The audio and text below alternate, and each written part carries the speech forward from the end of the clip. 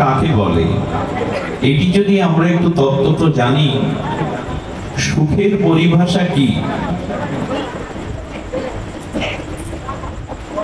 এবং আমাদের জীবনের লক্ষ্য কি, তা যদি আমরা একটু সামান্য স্পর্শ করার চেষ্টা করি, তাহলে জানবো সুখ হলো আমাদের সন্তুষ্টি। সব পরিস্থিতির মধ্যে একটা সন্তোষ ভাব, এটাই আপনাকে সুখী করতে পারে। সুখ মানে মানসিক সন্তোষ।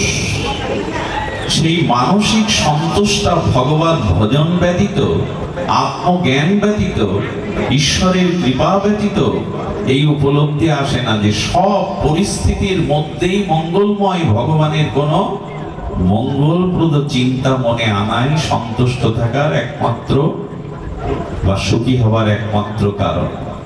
সকল পরিস্থিতি অনুকূল বা প্রতিকূল, এই পরিস্থিতিগুলোর মধ্যে নিজেকে সন্তোষ রাখা, প্রসন্ন রাখা, একে আর মুখে বললে হবে? সব পরিস্থিতিতে সন্তোষ থাকবো বলে হ্যাঁ, এটি একমাত্র ভগবানের চরণে সমর্পিত হলে, বিশুদ্ধ ভগবত ভজন হলে এটা হয়।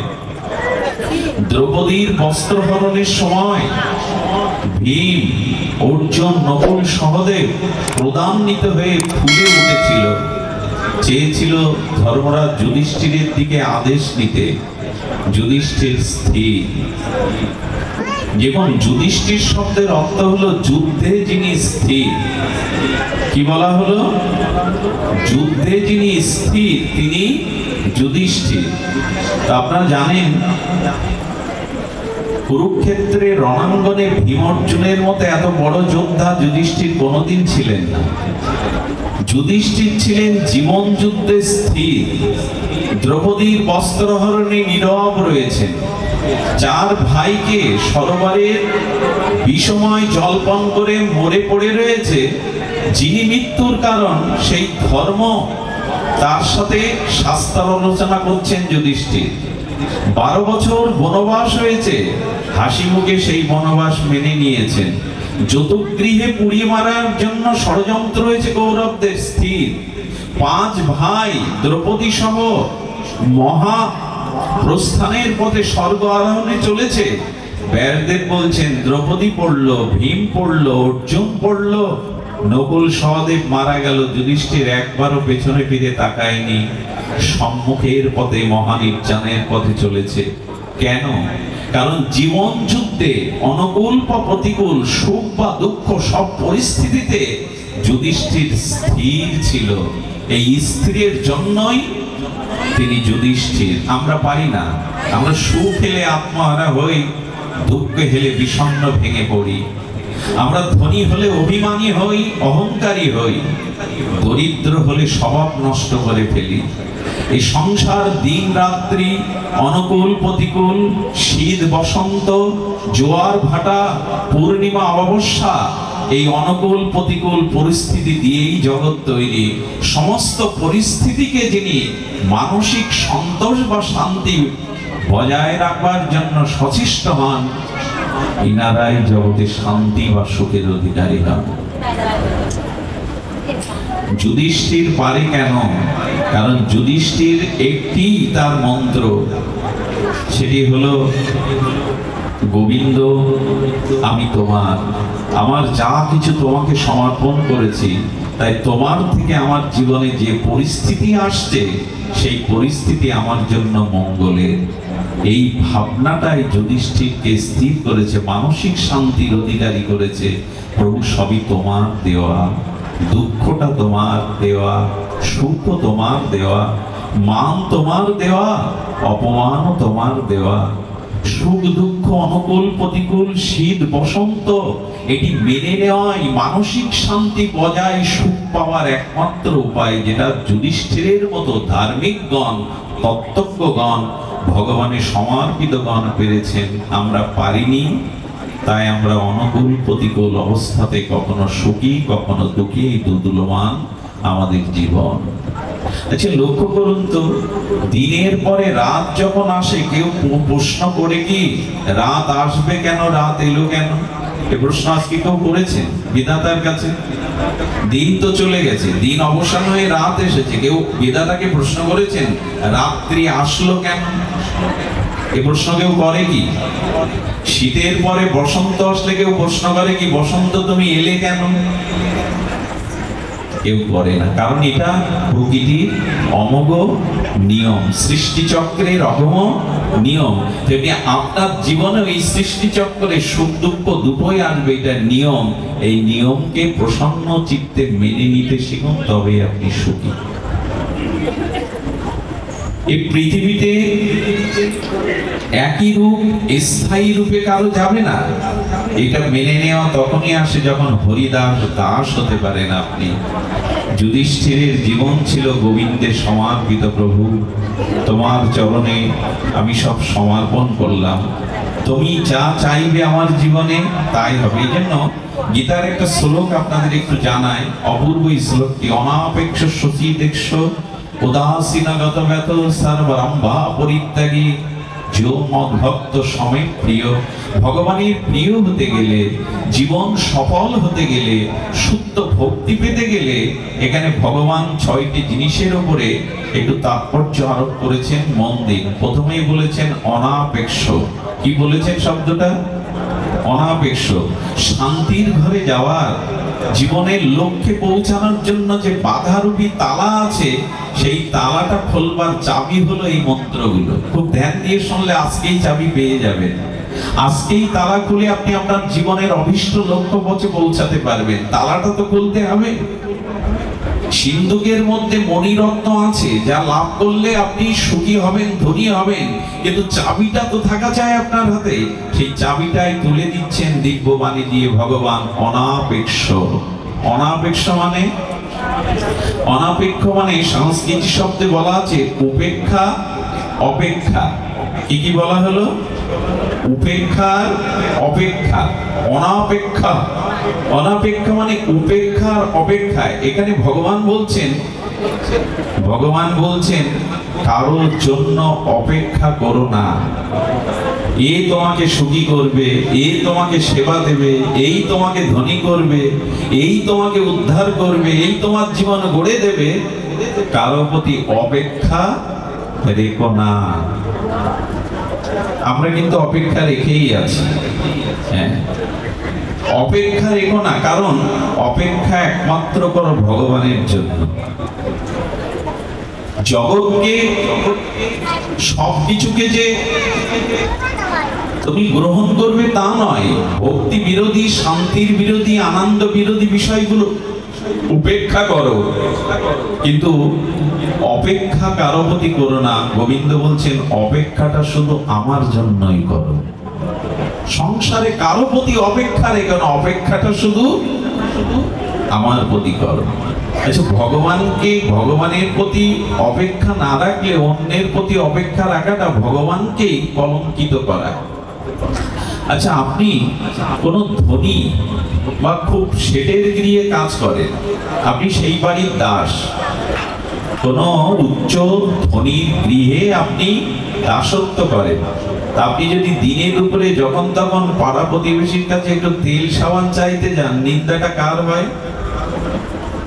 একটু কথা বলুন, কার হবে?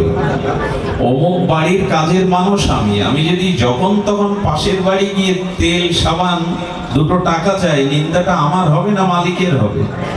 গোবিন্দ বলছেন তুমি আমার উপরে ভরসা করো, তুমি আমারই, মামই বংশ, আমার অংশ, অমৃতের পুত্র তুমি। এই পৃথিবীতে তোমাকে শ্রেষ্ঠ করে পাঠিয়েছি আমি, তুমি কেন আমাকে বাদে অন্যের কাছে অপেক্ষা করছো? এটা যে আমার কলঙ্ক। স্বয়ং ভগবানের প্রতি আমাদের অপেক্ষা নাই, অন্যের প্রতি অপেক্ষা। এটা অর্জুন পেরেছিল।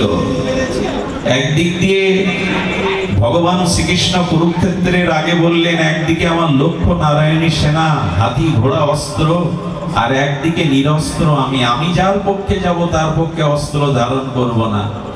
যদি দুর্যোধন কি চাইল?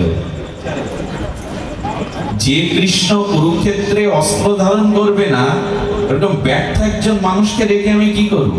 বরঞ্চ তার নারায়ণী সেনা, তার হাতি ঘোড়া অস্ত্রই আমার দরকার। প্রসন্ন মনে চেয়ে দিলেন, কিন্তু অর্জুন কি চাইলেন? অর্জুন হাতি ঘোড়া সৈন্য সামন্ত অস্ত্র এদিকে দৃষ্টি না দিয়ে দৃষ্টি গেল, অপেক্ষাটা করলেন ভগবানের জন্য, যে তুমি আমার রথের সারথি হও কেশব, আমি আর কিছু চাই না। এই চাওয়াটা আমাদের জীবনে আছে তো, অন্য কিছু চাই না, তোমাকে চাই না। যতই মুখে বলি অন্য কিছু চাই না প্রভু, তোমাকে চাই। গোবিন্দ বলছেন আমাকে পেলে সব পাওয়া হয়, আমাকে না পেলে কিছুই পাওয়া হয় না। একটা এক সংখ্যা দিয়ে শূন্য দাও, বাম পাশে ডান পাশে শূন্যটা দাও, মান হবে 10, যত দিয়ে যাবে কোটিতে পৌঁছাবে। কিন্তু একটা বাম পাশ থেকে মুছে ফেললে শূন্য শূন্যই। অর্জুনের কাছ থেকে শেখো কি চাইতে হয়। আমার এত নারায়ণী সেনা, এত হাতি ঘোড়া, অস্ত্র না আছে, নিরস্ত্র, আমি অস্ত্র ধরবো না, এ কথা জানার পরেও অর্জুন চেয়ে নিল, হে জনার্দন, হে কেশব, হে বাসুদেব, আপনি আমার জীবন রথের, শুধু রথের না, আমার জীবন রথের সারথি হন। আমরা চাইতে পারি তো?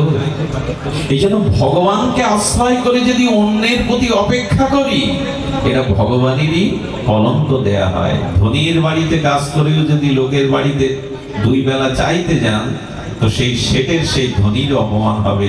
ভগবান বললেন আমার প্রতি নির্ভর করো। নির্ভরতা আমাদের নাই। আমার মনে আছে রাজস্থানের রাজপুত পরিবারের একজন আমেরিকায় থাকতেন। তো তখন রাজপ্রথা, আমেরিকা থেকে ভারতে আসবার তখন জাহাজ ব্যবস্থা। তো বহুদিন আগের ঘটনা। তো রাজপুতের এক যুবরাজ বিয়ে করে নব পরিণত বধূকে নিয়ে জাহাজে আসছে। কি বলবো, জাহাজ তখন সেই সাগরে ডুবুডুবু অবস্থা। ক্যাপ্টেন যিনি ছিলেন তিনি ঘোষণা দিলেন জাহাজ ডুবে যাবে, যার যেটুকু বাঁচবার আশা আছে চেষ্টা করতে পারে। উনি নীরবে ধ্যানে বসে আছেন সেই রাজপুত যুবরাজ। তার স্ত্রী চঞ্চলা হয়ে সবাই যখন ঝাঁপ দিচ্ছে, বাঁচবার চেষ্টা করছে, তখন ডেকে বলছেন আপনি নিশ্চিন্ত নীরব কেন? উনি কোনো উত্তর না দিয়ে ওনার তলোয়ার কানা ধারালো তলোয়ার বের করলেন। তলোয়ার বের করে ওনার স্ত্রীর গলে যখন ধরেছে, ধরে বলছে তোমার ভয় হচ্ছে কি? বলে না, হাসি পাচ্ছে, ভয় না। বলে কেন, তোমার গলে যদি কেউ অস্ত্র ধরে, তলোয়ার ধারালো, ভয় করে না? বলে অন্য কেউ ধরলে ভয় করতো, কিন্তু তুমি তো আমার স্বামী, তুমি আমার ক্ষতি করতে পারো না, এই বিশ্বাস তো তোমার উপরে আছে। বলে গলায় ধারালো তলোয়ার ধরলেও যদি তুমি ভয় না পাও যে আমি তোমার স্বামী, আমি তোমার অমঙ্গল করতে পারি না, তবে এই ঝড়ের মধ্যে মৃত্যুর মুখে দাঁড়িয়ে আমার একজন বিশ্বাসী মানুষ আছে, আমি তার উপর নির্ভর করেছি, আমার ভয় নেই। তিনি আমাকে বাঁচাবেন, তিনি আমাকে রক্ষা করবেন। সে যাত্রায় উনি বেঁচেছিলেন। নির্ভরতাটা, অপেক্ষাটা ভগবানের জন্যই করুন। কুরুক্ষেত্রের অর্জুন জয়ী হতে পারে না, বিশ্বজয়ী অর্জুন হতে পারে না, ভগবানের প্রতি অপেক্ষা করেছেন বলেই, নির্ভর করেছেন বলেই তিনি জয়ী। আমাদেরও জীবন যুদ্ধে সব আছে, অর্থ আছে, সম্মান আছে, বাড়ি গাড়ি আছে, বিদ্যা আছে, নেই শুধু আমাদের জীবনের সারথি রূপে ভগবান। আমার হাত ধরে তুমি নিয়ে চলো সখা, আমি যে পথ চিনি না। এই জীবন, এই দেহরথ, এই জীবন কুরুক্ষেত্রের যুদ্ধে ভগবানের হাতে সঁপে দিন পরিচালনার ভার। এটাই আমাদের ব্যর্থতা, অনপেক্ষ। গোবিন্দ বলছেন আর কারো প্রতি অপেক্ষা রেখে না, কারণ কেউ সামর্থ্য নাই। গুরু মহারাজ বললেন এক গ্রামে যদি 50 ঘর বাস করে আর তারা যদি সবাই ভিখারি হয়, ওই পাড়ায় ভিক্ষা চাইতে গেলে পাওয়া যাবে তো? যদি একটা পাড়ায় সকলেই ভিখারি হয়, তো ওখানে ভিক্ষা চাইতে গেলে পাওয়া যাবে তো? পাওয়া যাবে না, কারণ সবাই ভিখারি। তেমন শাস্ত্র বলছেন জীব আর একটা জীবকে কি করতে পারে? জীবের সাধ্য কতটুকু? জীব আর একটি জীবকে প্রকৃত কল্যাণ করতে পারে না। কল্যাণ চিন্তা করতে পারেন, তার মঙ্গল চিন্তা করতে পারেন, কিন্তু জীবের সাধ্য কি? এই জন্য ভগবান বললেন অহেতুক কল্যাণ গুণভেদ সর্বসমর্থময় ভগবানই পারেন সমর্থ তিনি। এই জন্য প্রথমেই বলছেন অনাপেক্ষ অর্জুন, কে আমার ভক্ত, কে আমার প্রিয়, যে সর্ব অবস্থায় আমার দিকেই অপেক্ষা করে থাকে, অন্যের দিকে নয়। এটাই কি হয়েছে আমাদের জীবনে? তার দিকে লক্ষ্য করে জীবন চলা, তার প্রতি নির্ভর করা। আমার মনে পড়ে কাশীতে একজন ভক্ত ছিলেন ভগবান শঙ্করের। দেখুন, কারো প্রতি অপেক্ষা নেই, তিনি অযাচক বৃত্তিতে ছিলেন। ভগবান শঙ্করের ভজন করতে না চিরকাল ভজনানন্দীদের যা হয়, ঘরে চাল নেই, সন্তানরা না খেয়ে চিৎকার করছে। কি বলবো আপনাদের, একদিন হাঁড়ি জ্বলেনি, 2 দিন যেদিন হাঁড়ি জ্বলেনি, মা খালি জল জাল দিচ্ছে সন্তানদের সান্ত্বনা দেওয়ার জন্য, অন্ন লাভলেই তোদের খোদার অন্ন দেব। ধ্যানস্থ তাকে গিয়ে বলছেন, কি গো বসে বসে ধ্যান করছো? ছেলে মেয়েরা যদি মায়ের কাছে ক্ষুধায় অন্নের কাতর হয়ে যায়, আমি মা হয়ে মুখ দেখাবো কি করে? বলেন, শান্ত থাকো, শান্ত হয়ে যাও। ভগবান শঙ্করকে আমি জানাতে পারবো না তুমি আমায় কিছু দাও, আমি যে তার উপরে আত্মসমর্পণ করে বসে আছি। কাউকে বলেন না, ভগবানকেও জানান না। 3য় দিন প্রভাতে সূর্য উদয়ের সাথে সাথে একজন পিয়ন এলেন, বললেন এটা সই করে দিন। সই করে দিয়ে ওদের 2000 টাকা তৎকালীন সময়। বললেন এটা দিন। বলে কি পাঠিয়েছে, দাম কি? বলে কলকাতা থেকে এক শেঠ পাঠিয়েছে, আপনি সই করে দিন। শেঠের কাছে টেলিগ্রাম করা হলো, আপনি টাকা কেন আমাকে পাঠিয়েছেন? আমি তো আপনার কাছে কোনো বিজ্ঞপ্তি জানাইনি, প্রার্থনা জানাইনি। বললেন ভোরবেলা ভগবান শঙ্কর স্বপ্নকে বললেন, আমার মন্দির করে কি করবি? কাশীতে আমার এক ভক্ত বড় অভাবী, যা কিছু অর্ঘ্য পাঠিয়ে দে, তার ঘরে উপচার পাঠিয়ে দে। এই জন্যই তো আমি পাঠালাম। উনি 2 দিন অপেক্ষা করেছেন। আজও ঘটে সব ঘটনা, আজও ঘটে। আমার এক ভাগবত আচার্যের কথা মনে পড়ে, ইনি বৃন্দাবনেই ছিলেন। ছোটবেলা থেকে ভাগবতকে খুব ভালোবাসতেন, ওই সবসময় ভাগবত নিয়ে পড়ে থাকতেন। পয়সা কড়ি কারো কাছে দিতেন না পাঠে, ওই ভাগবত সবসময়। সেই সকাল হবে 11টা পর্যন্ত ভাগবত। তাকে বিয়ে দেয়া হলো, স্ত্রী এসে দেখলো এক অকর্মণ্যর হাতে পিতামাতা দিয়েছে। হ্যাঁ, ভাগবতই তার সব, সংসার তার সব নয়। অভাবের তাড়নায় স্ত্রী পরের বাড়িতে ঝিয়ের কাজ দিল, দাসীর কাজ দিল। 10 বছর সংসার জীবনে 2টি সন্তান হলো, অভাব আরো দেখা দিল। কিন্তু স্ত্রী এই রমণী সতী সাধ্বী, তিনি লোকের বাড়িতে ঝিগিরি করে দাসী কাজ করে সংসার চালাতে লাগলেন। এক মধ্যাহ্নে 2জন পরম বৈষ্ণব এসে, মহন্ত এসে ঘরেই প্রবেশ করে বলছেন, মা বড় ক্ষুধার্ত, আমাদের কিছু প্রসাদ দাও। সেদিন তার পাত্রে কোনো প্রসাদ ছিল না, 2 মুঠো অন্ন ছিল না। চোখের জলে সাধুদের ক্ষমা চেয়েছিলেন। সাধুরা অভুক্ত অবস্থায় চলে যাওয়ায় ইনি বড় ব্যথিত হয়েছিলেন। ঠাকুর ঘরে গিয়ে ভাগবত তুলেই মাথায় আছাড় মারলেন স্বামীর, বেরিয়ে যাও, আজ তোমার কারণে আমার গৃহ থেকে অতিথি না 2জন সাধু অবৈষ্ণব 2টো অন্ন না পেয়েই ফিরে গেল। এত বড় ব্যর্থ আমার জীবন। হয়তো মরো, সাগরে ঝাঁপ দিয়ে, নদীতে ঝাঁপ দিয়ে মারো, এমন কাউকে দেখিও না। ভাগবত মাথায় যখন আঘাত করেছে, সাধু তো স্ত্রীর মর্মব্যথা উপলব্ধি করে ভাগবতটা বুকে নিয়ে আর যমুনার ধারে গিয়ে বসেছে। কি বলবো আপনাদের, কিছুক্ষণ পর যেটা ঘটে গেল বিস্ময়কর ঘটনা। এক কিশোর মূর্তি মাথায় করে ঝুড়িতে লাল কাপড় দিয়ে ঢেকে আর গেলেন সেই ভাগবত আচার্যের স্ত্রীর কাছে। মা এটা ধরো তো। সেই তার স্ত্রী বলছেন, ধরবার আগে বলো তুমি কে? বলে আমার পরিচয় আমি পরে দিচ্ছি মা, এটা আগে ধরো তো। মাথা থেকে নামা পর দেখে ওর মধ্যে সব হীরা, মুক্তা, সোনার দানা, কিছু অর্থ। বললেন এইগুলো কে তোমাকে পাঠিয়েছে? এগুলো আমার ঘরে কেন? বলে ওগুলো দিতে এসছি মা। কেন দিতে এসছো তুমি? কে তুমি? বলো মা, তোমার যে পতিদেবতা আজ 30 বছর ধরে আমার বাড়িতে মজুরি খাটে, কিন্তু সে কোনোদিন দক্ষিণা নেয়নি, মজুরি নেয়নি। তাই তার 30 বছরের মজুরি আজ আমি মিটাতে এসেছি। জানি ঘরে অভাব, সে জমা রেখেছে, তারই মজুরি খাটা সম্পদ আজ আমি তোমার ঘরে দিতে এসেছি। আর স্বয়ং ভগবান জানাতে এলেন, আমার উপরে নির্ভর করে, আমার ভজন করে সে যেটুকু পূর্ণ ভক্তি অর্জন করেছে, আজ আমি সেটা দিতে এসেছি। এটা তার পাওনা।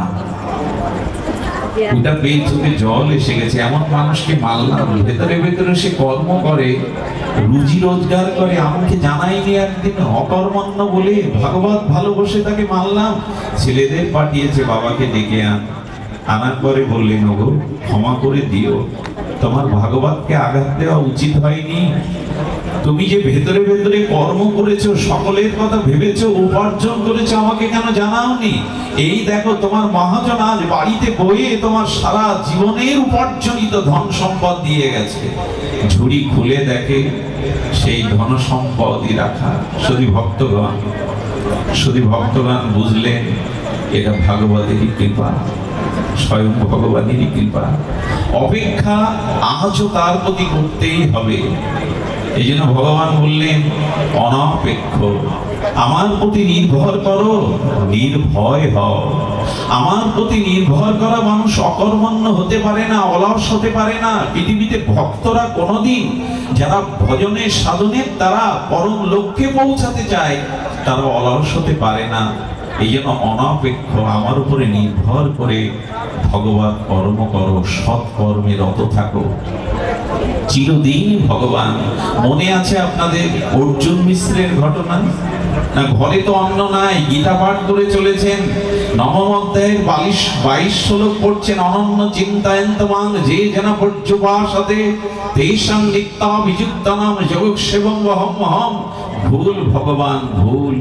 আমি সারা জীবন এই গীতা চর্চা করছি, তোমার চরণে সমর্পিত সংসার করছি, এটা আমার বাড়িতে অন্ন যোগ নাই। ছেলে মেয়ে তারা না খেয়ে মরছে, কেটে দিলেন বহম কেটে দিলেন যে তুমি ভক্তের যোগক্ষেম বহম করো। কেটে দেওয়ার সাথে সাথে গোবিন্দের বুকে রক্তক্ষরণ হয়েছিল। স্বয়ং গোবিন্দই তার বাড়িতে দেবফলের ঝুড়ি নিয়ে বয়ে এনে সেই রক্ত দেখিয়েছিল ব্রাহ্মণীকে। গীতার প্রতিটি অক্ষর, প্রতিটি বাণী সত্য। যে অনন্যগত চিন্তা পরায়ণ হয়ে আমার উপাসনা করে, তার যা প্রারব্ধ, যা কিছু প্রাপ্ত, যা কিছু সংরক্ষণ আজ আমি মাথায় করে বহন করি। যোগক্ষেমং বহম, তার প্রতি নির্ভর করুন, অনাপেক্ষ। এরপরে বলেছেন শুচি, অনাপেক্ষ, শুচি। এই 6টি গুণ থাকলেই তিনি ভগবানের প্রিয়। তার জীবন, তার অভীষ্ট লক্ষ্যে তিনি পৌঁছাতে পারবেন। দ্বিতীয় হলো শুচি। শুচি মানে শৌচতা, সদাচার। একটা কথা অনুরোধ করি, যার জীবনে সদাচার নাই, তিনি কখনো ভজননিষ্ঠ হতে পারেন না, ভগবত কৃপা লাভ করতে পারেন না। সদাচার 2 প্রকারের, বাহ্যাভ্যন্তর শুচি। বাইরেরটা যেমন বিধৌত শুদ্ধ বস্ত্র, স্নানাদি, মৃত্তিকা, তৈলাদি দিয়ে শরীরকে শুদ্ধ করতে হয় স্নানের দ্বারা, বিধৌত বস্ত্রের দ্বারা, শুদ্ধ আচরণের দ্বারা। আর ভেতরটা শুদ্ধ করতে হয় কি দিয়ে? ভেতরের শুদ্ধতা হয় যদি অপরের প্রতি কোনো হিংসা না থাকে, বিদ্বেষ না থাকে, অপরের কোনো কল্যাণ থেকে যদি আমার হৃদয়ে জ্বালা সৃষ্টি না হয়, তাহলে জানলেন আপনার হৃদয়টা শুদ্ধ হলো। শুদ্ধ হয় ভগবত ভাবনায়, ভগবত চিন্তনে, ভগবত ধ্যানে, ভগবানের নামে, ভগবানের লীলা স্মরণেই চিত্ত শুদ্ধ হয়। চিত্ত শুদ্ধি বাইরের জল দিয়ে হয় না। এই জন্য শাস্ত্র বলেছেন, সদাচার সম্পন্ন হও। প্রভাতে ঘুম থেকে নিদ্রা ভঙ্গ হওয়া একটা সদাচার, এখন পালন করি কি? ব্রাহ্ম মুহূর্তে যারা ঘুম ভাঙে, প্রভাতে, নির্মল প্রভাতে যারা শয্যা ত্যাগ করে, এটা প্রথম সদাচার। আজ এটা হারিয়ে ফেলেছি। দুঃখের বিষয় কি জানেন? আজ যদি রাত 4টের সময় কেউ ঘুম থেকে ওঠে, তবে পাড়া প্রতিবেশীরাই জিজ্ঞাসা করে, তোমার বাড়ি কোনো অমঙ্গল, রোগ শোক, কিছু বিপদ ঘটেছে? মানে ওই সময় ওঠাটাই যেন অনিয়ম হয়ে গেছে এখন। কিন্তু সনাতনী রীতি ছিল, ব্রাহ্ম মুহূর্তে শয্যা ত্যাগ করলে তার শরীর মন দুটোই শুদ্ধ থাকে। সদাচার বলতে আজ কিছু নেই। একটা নিবেদন করি, যে কাপড় পরে আমরা ল্যাট্রিনে যাই, পাচ্যক্রিয়া করতে যাই, মলমূল ত্যাগ করতে, সেই কাপড় পরে কখনো ভগবানের আহ্নিক, ভগবানের পূজা হয় না। এই জন্য ঠাকুর ঘরে যে বস্ত্রটা পরে যাবেন সেটা প্রসাদী বস্ত্র হতে হবে। হোক সে কম দামের, হোক সে একটা সুতির গামছা, কিন্তু সেটা শুদ্ধ হতে হবে। যে কাপড় পরে আমি মলমূত্র ত্যাগ করি, সেই কাপড় পরে ভগবানের দিব্য আরতি উপাসনা এগুলি হয় না। কিন্তু আমাদের সদাচার নেই। মলমূত্র ত্যাগ করে উপযুক্ত শৌচাচার, সদাচার, প্রভাতে স্নান, এগুলি ছিল বৈদিক সনাতন ধর্মের সদাচারের লক্ষণ। কিছু মনে করবেন না। পায়ে জুতো পায়ে দিয়ে অন্ন আহার করা, বিশেষ করে আজকের যজ্ঞে অনুষ্ঠানেও দেখবেন চেয়ার টেবিলের ব্যবস্থা করা হয়েছে, কিন্তু সনাতনের ভোজনটা হতে হবে আসনে বসে। এগুলো আজকাল কেউ খেয়াল করছে না। আসনে বসে, মাটিতে মৃত্তিকায় আসনে বসে ভোজন করাটাই ছিল বৈদিক সংস্কৃতি, আমাদের সনাতনী সভ্যতা। কিন্তু এখন যজ্ঞেও দেখি চেয়ার টেবিলে দাঁড়িয়ে মানুষকে প্রসাদের ব্যবস্থা করা হয়েছে। অন্ন কখনো, প্রসাদ কখনো পাদুকা পায়ে দিয়ে নিতে হয়, এটি আমাদের রীতি। এটা জুতো পায়ে দিয়েই মানুষ দেখবেন প্রায়শ অন্নাদি গ্রহণ করে। সদাচার চাই। তবে এইটুকু বলবো, আপনি যদি আগুনে কোনো কাপড় দিয়ে দেন, আগুনে কি হবে? কাপড়টা পুড়ে যাবে কিনা? কিন্তু ওই আগুনের উপরে আপনি একটা পাত্র দিলেন, পাত্রে জল দিলেন, জলটা গরম করে যদি কাপড়টা দেন, পূর্বে কি হবে? বরঞ্চ শুদ্ধ হবে। সরাসরি আগুনে দিলে বস্ত্র পুড়ে যাবে, কিন্তু আগুনের উপর পাত্র, জলটা গরম করে যদি বস্ত্র দেন, তাহলে সে শুদ্ধ হবে। আমার মনে হয় বহু বিদ্যা, বহু জ্ঞান, বহু মন্ত্র আগুনের মতো। ওটা জ্ঞান, জ্ঞান অগ্নিতে যা কিছু দেন সব ভস্মসাৎ হয়ে যায়। গুরুতে গোবিন্দ বলেছেন, জ্ঞানে যা দেওয়া যায় সব ভস্ম হয়ে যায়। কিন্তু জ্ঞানের উপরে, জ্ঞান অগ্নির উপরে যদি একটু ভক্তির জল দেন, ওই ভক্তির জলে কিছু দিলে পুড়বে না, অথচ পরিষ্কার হয়ে যাবে। এই জন্য মনশুদ্ধি ভক্তিতে বেশি হয়। হরি কথাতে, হরি নামে ভেতরের মনশুদ্ধিটা খুব বেশি হয়। করে দেখবেন, ভগবানের লীলা চিন্তা, একটু ভগবানের দিব্য নাম করে দেখবেন হৃদয়টা খুব শুদ্ধ হয়। এখানে এই গরমে কোনো মানুষকে আটকে রাখা অত্যাচার ছাড়া কিছু নয়। তবে এত গরম সহ্য করে ধর্মাত্ম শরীরে কত মায়েরা ছোট ছোট বাচ্চা নিয়ে ঘেমে যাচ্ছে, স্নান করে যাচ্ছে, এরপরে তীব্র গরম, এর মধ্যে সকলেই বসে আছেন। তবু বলবো, এই গরমে, এই ভিড়ের মধ্যেই যাদের মন হরিকথার দিকে, অর্থাৎ যাদের উৎকর্ণ চিত্তে কর্ণ দ্বারা হরিকথা হৃদয়ে প্রবেশ করছে, তার এখন বাইরের কষ্টটাও ভুলে গিয়ে অন্তরে একটা অনাবিল শান্তি অনুভব করছেন। এটাই প্রমাণ করে চিত্ত তখনই শান্ত হয়, চিত্ত তখনই শুদ্ধ হয় ভক্তির দ্বারা। সুচিতা চাই। এখানে একটা কথা বলি, যার ভিতরে পবিত্রতা, সদাচার, সুচিতা নেই, আমি আপনাদের বেদ থেকে বলতে পারি, শাস্ত্র থেকে বলতে পারি, তাদের মধ্যে গ্রহদোষ প্রবেশ করবেই। সদাচার যাদের নাই, সৎ আচরণ যাদের নাই, গ্রহদোষ তার মধ্যে প্রবেশ করবে। ওরা সুযোগ খোঁজে। এই জন্য দয়া করে বলবো, মলমূত্র ত্যাগ করে উপযুক্ত শৌচাচার, অপরের সর্বনাশ, অপরের ক্ষতির চিন্তা মনে না রাখা, তাহলে ভেতরটা শুদ্ধ হবে। আর মনে সদাচার সব থেকে আসে ভগবানের একটু লীলা চিন্তা করলে, একটু নাম চিন্তা করলে, একটু হরিকথা কর্ণ দিয়ে হৃদয়ে প্রবেশ করলে আপনার ভিতরে সুচিতা আসবে। কটা বলা হলো? অনাপেক্ষ, সূচি, এরপরে বললেন দক্ষ। এই দক্ষ মানে বুদ্ধিটাকে সুকাজে, সুকর্মে নিয়োগ করা। অনাপেক্ষ, সূচি, দক্ষ। দক্ষতা কাকে বলে? দক্ষতা হলো ক্ষিপ্রতার সহিত, বুদ্ধিমত্তার সহিত যে মঙ্গলময় সিদ্ধান্ত গ্রহণ করা। জীবনে সব থেকে বড় দক্ষতা কি জানেন? সব থেকে বড় দক্ষতা জীবনে অসৎসঙ্গতকে ত্যাগ করে সৎসঙ্গের আশ্রয় গ্রহণ করা। এটাই সব থেকে বড় দক্ষতা। জীবনে যদি এই দক্ষতা অর্জন না করতে পারেন, এই বুদ্ধিটুকু নিয়োগ না করতে পারেন, আপনার জীবনের কল্যাণ, আপনার জীবনের মঙ্গল ধরা দেবে না, কোনো জন্মেই দেবে না। এই জন্য একটা অনুরোধ করি, আপনার বুদ্ধিটাকে সুমেধাটাকে কাজে লাগান। জীবনে যদি বাঁচতেই হয়, চলতে হয়, তবে সৎসঙ্গের আশ্রয়ে বাঁচব। ভগবানের পুত্র, ভগবান সূর্যের পুত্র কর্ণ কত দাতা, কত তেজস্বী, কত বড় বীর, কিন্তু জীবনটাই নষ্ট করে ফেললো শুধু দুর্যোধন আর দুঃশাসনের সঙ্গে কারণে। ভগবানের পুত্র কর্ণ, সূর্য পুত্র কর্ণ, এত বড় ত্যাগী, এত বড় দাতা মহাভারতে অন্য চরিত্রে নাই। অর্জুন কোথায় কর্ণের কাছে? কিন্তু সেই কর্ণের পতনের একমাত্র কারণ জীবনে ভালো সঙ্গ পাননি। কে বলেছিল জানেন দুর্যোধনকে? দ্রৌপদীকে বিবস্ত্র করে তোমার উরুর উপরে বসাও। এই পরামর্শটা কর্ণই দিয়েছিল দুর্যোধনকে। দ্রৌপদীকে বিবস্ত্র করে তোমার উরুর উপরে বসাও, এই পরামর্শটা দিতে পারে কর্ণ সূর্যের পুত্র হয়ে কুন্তির গর্ভে জন্মে। শুধু একটাই কারণে, অসৎ সঙ্গকে ত্যাগ করতে পারিনি কর্ণ। আমাদের জীবনও তাই হবে।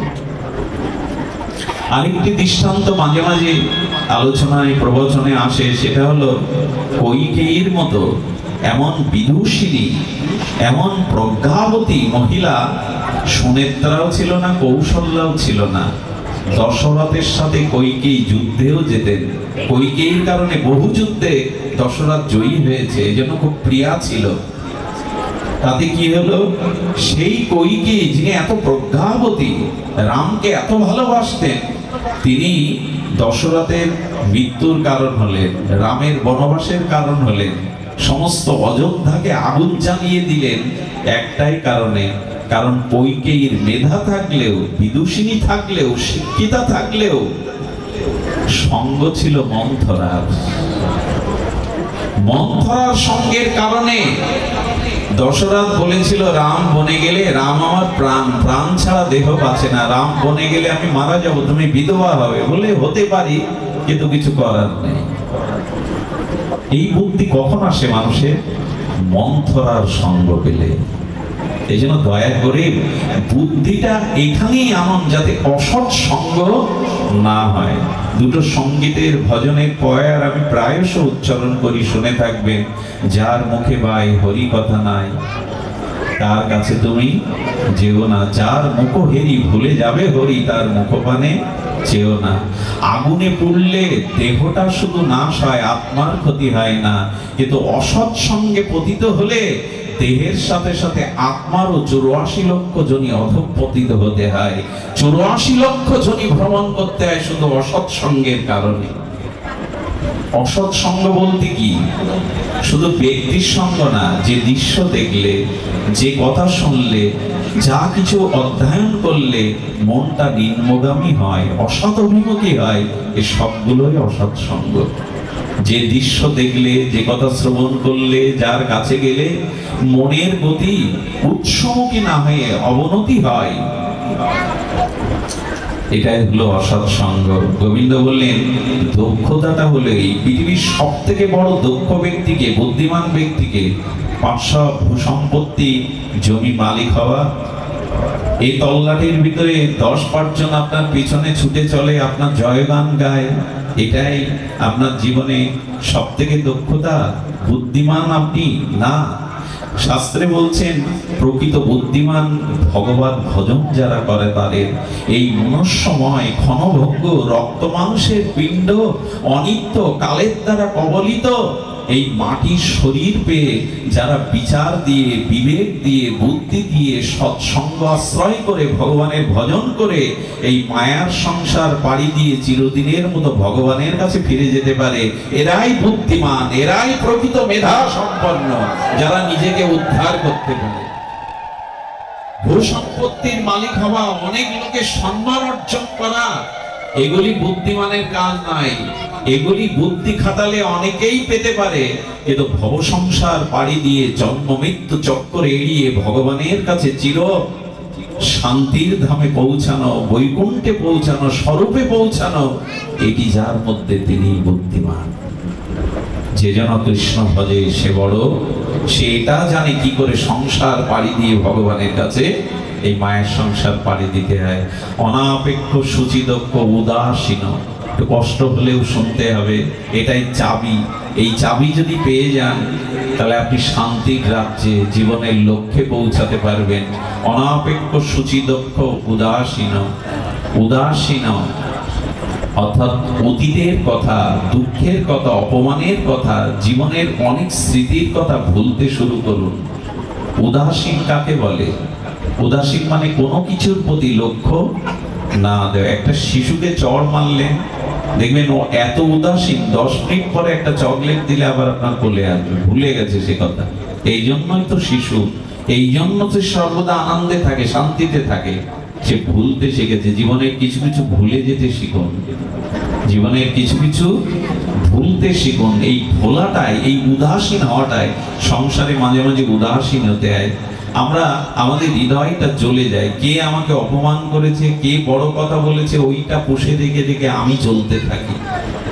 আমি আমার শান্তির আনন্দটুকু বিনষ্ট করতে থাকি। এই জন্য গোবিন্দ বলছেন উদাসীন, কিছু কিছু ভুলতে শেখো, কিছু কিছু ক্ষমা করতে শেখো, কিছু কিছু জিনিস ক্ষমা করো, তাহলে শান্তি পাবে। কিছু জিনিস ভুলতে শেখো, কে তোমাকে অপমান করেছে, কে কি বলেছে, এটা মনে আশ্রয় নিয়ে চলো না। এটাকে মনে যদি ভুলতে না চেষ্টা করো তাহলে তুমি শান্তি পাবে না, চাবি পাবে না, শান্তির ঘরের জীবনের লক্ষ্যের চাবি পাবে না।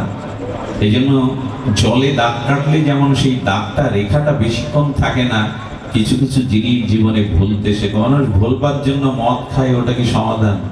ভুলবার জন্য নেশা করে, ভুলবার জন্য জীবনে কত কি ড্রাগ আদি নেয়, এগুলো না। ভগবান মন্ত্রই দিয়েছেন, কর্মফল মনে করে, প্রাপ্তি মনে করে, এগুলো উদাসীন হও। যদি উদাসীন হতে পারো তবে জীবনে শান্তি হবে। উদাসীন গত ব্যথ। আর একটা জিনিস শোনো, ব্যথা ভুলতে, গত যে ব্যথা, এই ব্যথাটা ভুলতে শুরু করো। গত ব্যথ, কে তোমায় ব্যথা দিয়েছে এটুকু ভুলো। কি মনের মতো পাওনি, স্ত্রী মনের মতো পাইনি, এই নিয়ে সারা জীবন জ্বলবেন? বলছে এরকম ভাবুক না। স্ত্রী যদি মনের মতো হতো, সুন্দরী হতো, লাবণ্যময়ী হতো এবং গুণ থাকতো, তাহলে কি হতো? স্ত্রীর প্রতি আমার প্রবল আসক্তি আসতো। আর সেই আসক্তিটা সে আমার মনের মতো হয়নি, তার ভিতরে গুণ, রূপ, মহিমা আমি খুঁজে পাইনি। ঠিক আছে, তাহলে কি হলো? মঙ্গল হলো এই স্ত্রীর প্রতি যে প্রবল আসক্তিটা, ওটা তার প্রতি না গিয়ে ভগবানের প্রতি গেল। এটাই অন্তত মঙ্গল ভেবে না, তার আসক্তিটা ওদিকে গেল। মনে আছে আপনাদের তুলসীদাস গোস্বামীর কথা? রামচরিত মানস প্রণেতা, যিনি এই কলিযুগেই রাম সীতাকে দর্শন করেছেন, সাক্ষাৎ হনুমানজি যার গুরু, এই তুলসীদাস প্রথম জীবনে তার সুন্দরী স্ত্রীর প্রতি এতটা আসক্তি ছিল, এতটা আসক্তি, 2 বছর বিবাহের মধ্যে একবারও স্ত্রীকে বাপের বাড়ি যেতে দেয়নি। বলুন তো কি পুরুষ! অল্প বয়সে বিবাহ করেছিলেন, এত সুন্দরী যৌবনাবতী, চোখের আড়াল করতে দিত না। শুনুন ধ্যান দিয়ে তুলসীদাস গোস্বামী জীবনী, ওনার প্রথম জীবনী। বলছেন, স্ত্রী বলছে আমার পিতা মৃত্যু শয্যায়, আমাকে দয়া করে একবারের জন্য যেতে দাও।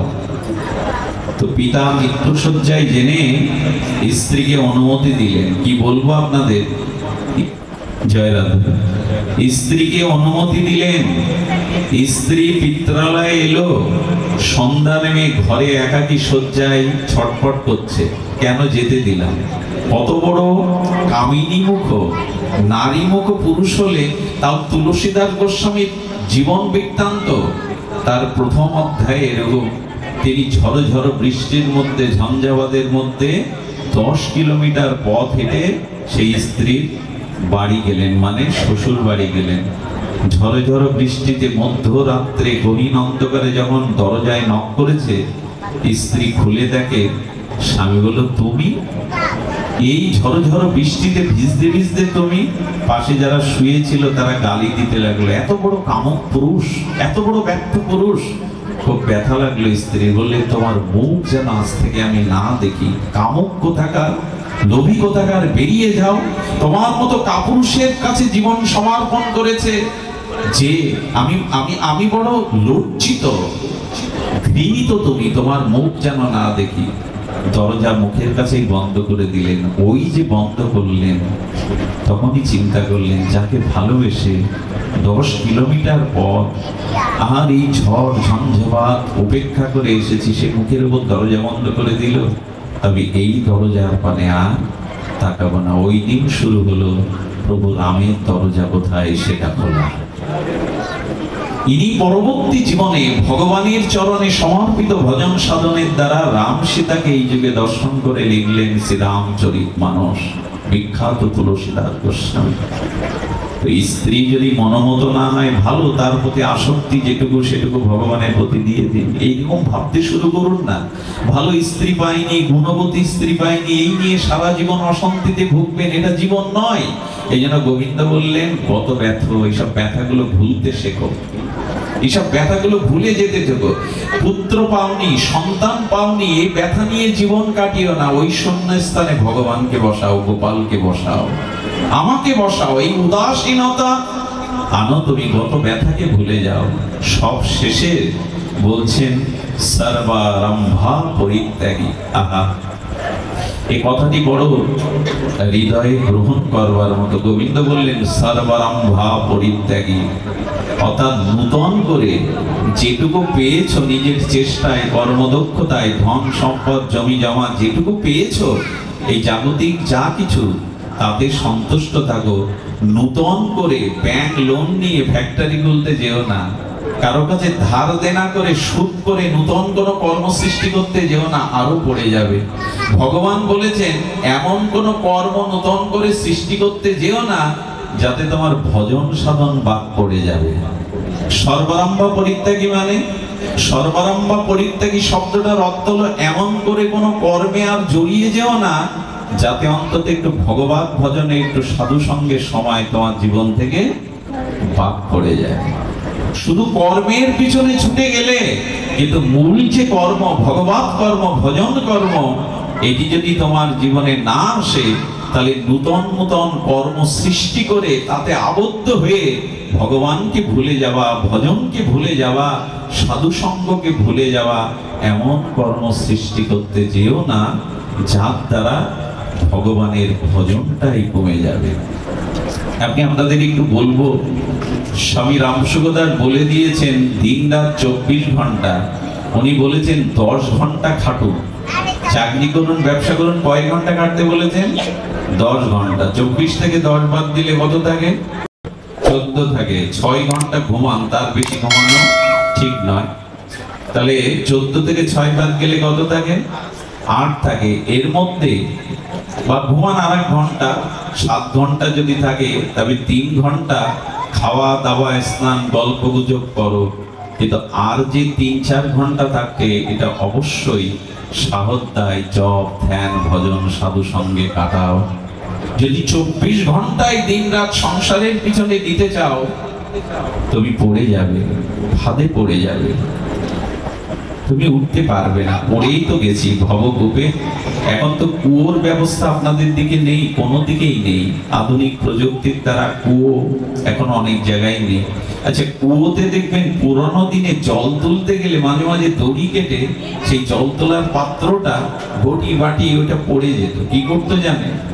একটা দড়ির অগ্রে অঙ্কুশ, মানে লোহার একটা বাঁকা অঙ্কুশ তৈরি করে এটা তোলার চেষ্টা করছে। ভগবানের যেন বললেন, তুমিও কর্মময় ভবকূপে পড়ে গেছে, এখন সাধুগুরু বৈষ্ণব ওই অঙ্কুশ দিয়েই তোমাকে টেনে তুলতে এসছে। অঙ্কুশই, সাধুগুরু সঙ্গই হলো তোমাকে ভবকূপ থেকে টেনে তুলতে পারে। তাই নূতন করে এমন কোন কর্ম সৃষ্টি করতে যাবেন না যাতে ভজনের সময়টা বাদ পড়ে যায়, যাতে ভজনের সময় বাদ পড়ে যায়, এমন কোন কর্ম আমাদের নতুন করে সৃষ্টি করা উচিত নয়, যাতে জীবন থেকে কর্ম চলে যায়। দেখুন, একটু বলি, ভগবত কর্ম করতে হবে, নালে কিন্তু ক্ষতি আছে। আমি কিছুদিন আগে প্রসঙ্গটা পড়ে স্তম্ভিত হয়ে গেছিলাম। যদি বলেন আমি আপনাদের বানিয়ে শোনাচ্ছি, তা নয়। রাঘবেন্দ্রাচার্য উত্তর ভারতের 108 অন্যতম জগৎগুরু, একজন বিখ্যাত প্রবক্তা। তার শ্রীমুখে শুনেছিলাম আমাদের উত্তরপ্রদেশে এক শেঠের দোকানে কাজ করতেন। ঘটনাটা বলেই আমি পাঠ বিশ্রাম করব, এই তাপ ও দগ্ধতায় আপনাদের অত্যাচার করা উচিত হবে না। তো তিনি কাজ করতেন, কাজ করতে করতে ইনি ছিলেন ব্রাহ্মণ এবং ইনি ছিলেন পণ্ডিত। এই ব্রাহ্মণ পণ্ডিত তার বাড়িতে যে ছেলেটা কাজ করত, দোকানেও কাজ করত, বাড়িতে কাজ করত, ছেলেটা হঠাৎ মারা গেল।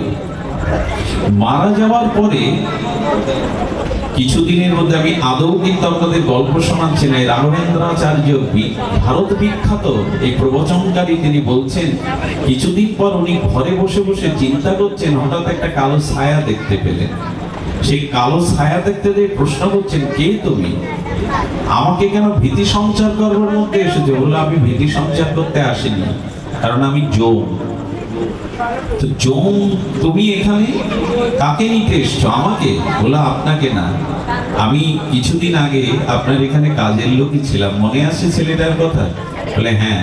বলে, সেই আমি যমে রূপান্তরিত হয়েছি। বলে, কেন? বলো, বহু পাপ যদি কেউ করে, 100 জন্ম যদি কেউ পাপ করে 100 বার নরকে যায়, তাহলে বারবার এই 100 জন্ম নরকে যাওয়ার পরে যম মহারাজ তাকে যমদূতেরই চাকরি দিয়ে দেন। 100 জন্ম আমার অপরাধ আছে, পাপ আছে, আর 100 জন্মই নরকে যাচ্ছি আমি। আজকে আমাকে দায়িত্ব দিয়েছে, তুমি যমদূত, বারবার আসো, আর তোমার এই কাজের জন্য নিয়োগ হলো। তো তুমি আমার এখানে কেন? বলেন, আপনার এখানে না, আপনার পাশের বাড়ির ওই ভদ্রলোক এখন মারা যাবে, আধা ঘন্টার মধ্যে ওর আত্মাকেই, ওর জীবাত্মাকে আমি নিতে এসেছি, গ্রাস করতে এসেছি। উনি বিস্ময় প্রকাশ করছেন, কি বলে ও? সঙ্গে সঙ্গে উনি তখন বললেন, দেখো, তুমি যদি সত্যিই ওকে নিতে আসো, আর তুমি যদি যম হও, আমি তোমার কাছে একটা অনুরোধ করছি, যে তুমি সত্যিই যদি সেই হও, মাঝে মাঝে এসো, তোমার কাছে আমার কিছু জিজ্ঞাসা করার আছে। আধা ঘন্টা ঘড়ি ধরে পরে দেখলেন উনি হঠাৎ বুকে ব্যথা উঠে মারা গেছেন। বললেন, সত্যি আমি যা মনে করেছি এই যমই। কারণ ওই ঘটনাটা যখন সত্যি হলো, তখন উনি মনে করলেন যে না, এই যমই। উনি পরবর্তী একদিন ওই ছায়া দেখে আবার প্রশ্ন করছেন, আমি তোমাকে আসতে বলেছিলাম একটা প্রশ্ন করবার জন্য। প্রশ্নটা হলো যে, দেখো, যিনি যমরাজ, তাকে যদি একটা অনুরোধ করো যে আমার এই জগতের প্রভু যিনি ছিলেন, আমি যার আশ্রিত ছিলাম, তিনি একটু নরক আর স্বর্গটা দর্শন করতে চান, যমরাজ যদি এই কৃপা করে আমাকে এই সুযোগ যদি দিতে পারে। বলে, এটা আদৌ সম্ভব না, জীবন্ত মানুষকে এগুলো দেখতে পারে? তখন উনি একটা যুক্তি দিলেন, খুব ধ্যান দিয়ে শুনুন। যুক্তিটা হলো, আমি পণ্ডিত, আমি ব্যাখ্যা করি ভাগবতে, শাস্ত্র ব্যাখ্যাটা আমি যদি নরকের বর্ণনাটা চোখে এসে বর্ণনা করতে পারি, মানুষ তখন গ্রহণ করবে, কল্পনা মনে করবে না। তুমি তোমার যমরাজকে আমার একটু অনুরোধ করো। এখন সেবক যদি প্রভুকে বারবার কিছু অনুরোধ করে, উনি বহুবার বলতে আছেন, প্রভু, উনি পণ্ডিত, উনি ব্যাখ্যা করেন, ওনাকে একটু কৃপা করে আপনি যদি একবার নরক বা স্বর্গ একটু দর্শন করিয়ে দেন। যম মহারাজ তো দাদাস মহাজনের অন্যতম, তিনি সামর্থ্য। তো যম মহারাজ তখন বলছেন, এত করে বলছো যখন, তখন ওই খাটিয়ায় ঘুমিয়ে আছে রাত্রে, ওই অবস্থায় অবশ অজ্ঞান ভাবে ওকে উড়িয়ে নিয়ে এসো। আমি কিন্তু আবারও বলছি, আমি ঠাকুরমার ঝুলি খুলে বসিনি, এই মহাত্মার মুখে শুনেছি। দিব্য ঘটনা, অলৌকিক ঘটনা পৃথিবীতে ঘটতেও পারে, অসম্ভব কিছু না। তাকে যখন নিয়ে যাওয়া হলো, তখন তার চেতনা ফেরানোর পর বলছেন, আপনি বেশিক্ষণ এখানে থাকতে পারবেন না, তবে নরককে দেখতে চেয়েছেন, জগতে গিয়ে বর্ণনা করবেন, মানুষকে বোঝাবেন, দেখুন। উনি সামান্য, নরক কিন্তু আছে, কেউ ভাববেন না জুজুর ভয় দেখানো হচ্ছে। আমাদের অপকর্মের, পাপ কর্মের, মহাপাপ কর্মের ভোগবার একটা জগৎ আছে। এই অনন্ত সৌর জগতে যত গ্রহ আছে, তার একটা বিজ্ঞানও আজও করতে পারেনি। এটা বৃহস্পতি পৃথিবীর 300 গুণ বড়, কি নির্ণয় করবে সেখানে? চাঁদে মানুষ যায় কি পুরো চাঁদটাই দেখতে পায়? চাঁদের একটা অংশে নামে বিজ্ঞানীরা, তাও সেখানে নির্ণয় করতে পারেনি। এই মহাবিশ্বের মহা সৃষ্টির রহস্য কতটুকু বা বিজ্ঞান আবিষ্কার করতে পেরেছে। উনি গিয়ে দেখলেন যে প্রচন্ড সাজা, নরকের বর্ণনা ভাগবতের পঞ্চম স্কন্ধে আছে। পঞ্চম স্কন্ধের শেষে শিহরিত হতে হবে, ভয়ে ভীত হতে হবে। উনি ওই নরকের সামান্য যন্ত্রণা থেকে চিৎকার করে বললেন, আর আমি এখানে থাকতে চাই না। যেটুকু বললেন 28টা নরক, আপনি তো এক অংশও দেখেননি। বললেন, আর আমি দেখতে চাই না, আমাকে পাঠিয়ে দিন। আচ্ছা, একটা কথা বলুন তো যম মহারাজ, আমাকে কি কখনো আসতে হবে এখানে? প্রশ্নটা তো আসেই, আমাকে কি আসতে হবে? বললেন, প্রশ্ন যখন করেই বসেছেন, দেখুন আপনাকে আসতে হবে। পণ্ডিত বললেন, আমি ব্রাহ্মণ, আমি বেদজ্ঞ, আমি পাঠ করে কত মানুষকে এই পথে ফিরিয়েছি, আমাকে কেন আসতে হবে যদি একটু বলেন। বলে, দেখুন আপনি এক চর্মকারের কাছ থেকে একটা পাদুকা তৈরি করেছিলেন, তার পয়সাটা বহুবার দেব দেব বলেও আপনি পরিশোধ করেননি, সেই কারণে আপনাকে নরকে আসতে হবে। কর্মফল কিন্তু কাউকে ছেড়ে দেবে না, কর্মফল কাউকে ছেড়ে দেয় না। তখন বলছেন, অনুরোধ একটা, সাজাটা কি এখান থেকে আমাকে সাজা দিয়ে মুক্ত করতে পারেন, যাতে না আসতে হয়? বলে, সে সাজা তুমি সহ্য করতে পারবে? সেই সাজা হলো তার পিঠের 1 হাত চামড়া তুলে নেওয়া হবে, চিরে চিরে চামড়া তুলে নেওয়া হবে, ওইটুকু শোধ করেনি বলে। এবং যিনি নেবে, যে ওর কাছে অর্থটা পেত, সে মারা গেছে, তাকে দিয়ে, জমকে দিয়ে যখন তুলে নিলেন, সঙ্গে সঙ্গে ওই অবস্থায়, যন্ত্রণাকাতর অবস্থায় তখন বলছেন যে, কৃপা করে আমাকে কৃপা করে এইবার জগতে দিন, তবে একটা কিছু দিন, যাতে জগতে গিয়ে আমি বলতে পারি যে আমি দেখে এসেছি। এই বর্ণনা আমি যাতে জগৎকে করতে পারি। ওনাকে বড় একটা কুলোর মতো পান আর একটা দিব্য সুবারি দেয়া হয়েছিল, যাতে ওনার কথা জগতের লোক বিশ্বাস করে। সেই দিন থেকে ভগবানের ভজনে লেগে গেলেন, আর জগৎকে বলতে লাগলেন, এটা অবশ্যই কর্মফল ভুগতে হবে, এসো ভগবানের চরণে সমর্পিত হয়ে ভজন করি। এটা ভয় দেখানো নয়, এটা বাচ্চাদের জুজুর ভয় দেখানো নয়। নরক কিন্তু আছে, সত্যই আছে। কর্মফল কাউকে কখনো দিন ক্ষমা করবে না। আমাদের এইসব ঘটনাগুলো এইটুকু বলবার শুধু অভিপ্রায়। আসুন জীবনে সতর্ক হই, জীবনের লক্ষ্যকে স্থির করি, জীবনের মঙ্গলময় একটা লক্ষ্য যেন স্থির হয়, কোথায় যেতে চায়। আর এই সবের পিছনে প্রয়োজন, ভগবান যেটা বলেছেন সেটি হলো, আমার ভজন করো।